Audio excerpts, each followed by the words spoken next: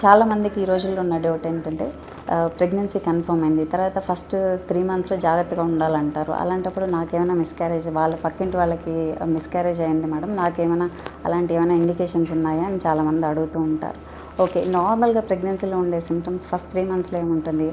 వాంతి వస్తున్నట్టుండి అంటే వికారము, వాంతి, బ్రెస్ట్ డిస్కంఫర్ట్ ఇలాంటి కొంచెం కళ్ళు తిరుగుతున్నట్టుండడం ఇవన్నీ నార్మల్ సింప్టమ్స్. ఇలాంటి సింప్టమ్స్ ఉండి సడన్‌గా అవి తగ్గిపోతూ ఉండడం అదొకటి.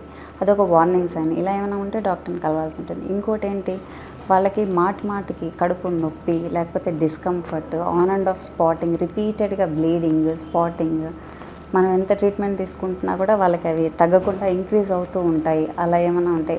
ఇంకోటి డిశ్చార్జ్ వెజైనల్ డిశ్చార్జ్ అనేది కలర్ చేంజ్ రావడం, మాటి మాటికి ఇన్ఫెక్షన్స్ ఉన్న వాళ్ళకి, ఇలాంటి వాళ్ళకందరికీ మనకి ఏంటంటే అబార్షన్ అయ్యే రిస్క్ ఉంటుందని మనకి ఓ డౌట్ ఉంటుంది. ఖచ్చితంగా సస్పెక్ట్ చేయాల్సి ఉంటుంది. తర్వాత ఇలాంటి వాళ్ళు ఏంటంటే ఫస్ట్ డాక్టర్ని కన్సల్ట్ అవ్వాలి. డాక్టర్ని కన్సల్ట్ అయితే స్కాన్, అవసరమైన బ్లడ్ టెస్ట్ అవి చేస్తారు. స్కాన్లో ఏంటంటే ప్రెగ్నెన్సీ సరిగా పెరుగుతుందా లేదా, అంటే ఎన్ని వారాలకి ఎలా పెరగాల అనేది డాక్టర్ చూసి చెప్తారు. ఒకవేళ సరిగా గ్రోత్ లేనప్పుడు అవి కూడా అబార్ట్ అవ్వచ్చు.